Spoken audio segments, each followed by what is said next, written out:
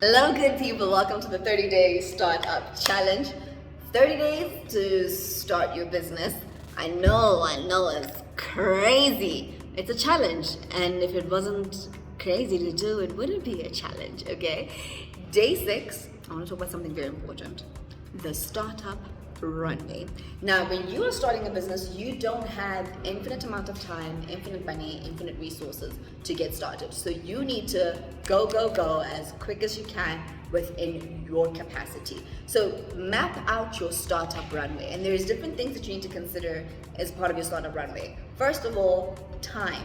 How much time do you have to start your business? Okay, if you're working a full-time job, your startup runway is impacted by the number of hours you spend at work. If you are pregnant, for example, and you are in your 3rd trimester and you know you're going to be giving birth in the next 2 months and the next month, that might be something that might inhibit you from starting or doing what you want to do within a certain time frame. It's not a reason to not start, right? It's something that they need to figure out. How are you going to plan around this? So from a time commitment perspective, it could also be seasonal. So you could say, I want to go into farming and I want to farm this particular crop.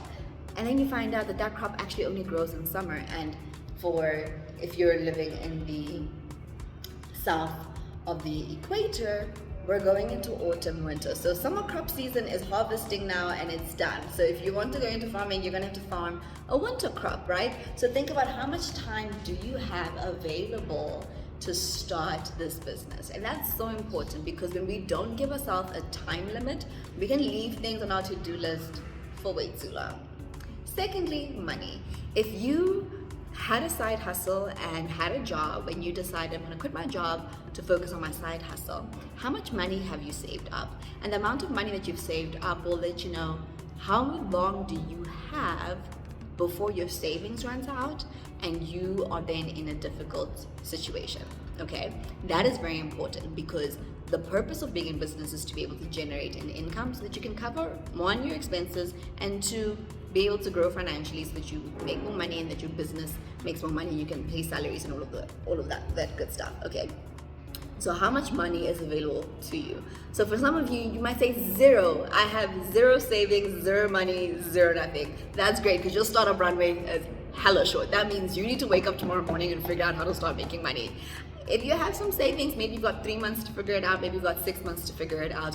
Don't wait until your money runs out, figure it out today, okay? So thinking about the time that you have as a limitation, and the finances that you have as a limitation, that then sets up your startup runway. And think about this as an airplane, right? So an airplane's about to take off, it taxis onto the runway. It only has the length of the runway to get up into the sky. And part of running a business is simply that you build a lot of your business while the plane is flying and in the sky. Scary, but it's perfectly fine, right? We learn, we make mistakes, and we grow. So what is your startup runway? What are your constraints? And utilize those constraints as timelines, as deadlines for yourself, to say that I need to get this business up and running in the next 3 weeks. I need to get this element of my business up and running in the next 2 days. I need to have this feedback ready by the next 24 hours, whatever it is, right? But once you have those timelines in place, because you are very clear that you don't have all the time and all the money in the world, you can then effectively start focusing on what you need to do. The second aspect that's really helpful about having a startup runway is that you can look at your business and start breaking down different elements to your business. So you can say, the full solution of what I want to offer is here, and I don't have money to create all of this, but I do have money to create version 1. And then you can say to yourself, okay, what does version 1 look like? So let's say, for example, the dream is to open up a bakery, but you can't afford everything that's required in a bakery. What you can do is start baking scones in your kitchen and selling those. You bake, you sell, you bake, and you sell. And you're in business in 24 hours. But then what you do is, for every bucket of scones that you sell, you start saving money, and then you progress to maybe making cakes. And then you progress to the next thing and the next thing and the next thing. But the idea is that you can find version 1, tier 1, the cheapest, easiest level of service offering or product offering that you can offer for your target market, for the industry that you're in. For some of you, that might be consulting. So your end goal might be to have your own construction business, but you don't have all the capital for that yet. So you could start out with consulting for corporates or for other companies that require that information knowledge.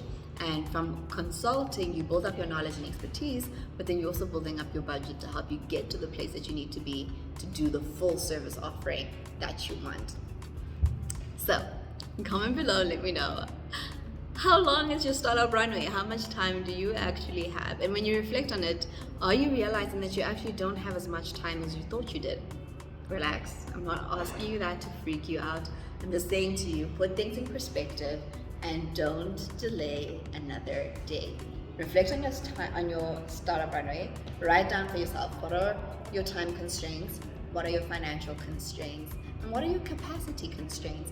And then start thinking to yourself, what elements of your business can you start building and putting together that fit into those particular constraints? And then how do you maximize that to get started and get growing?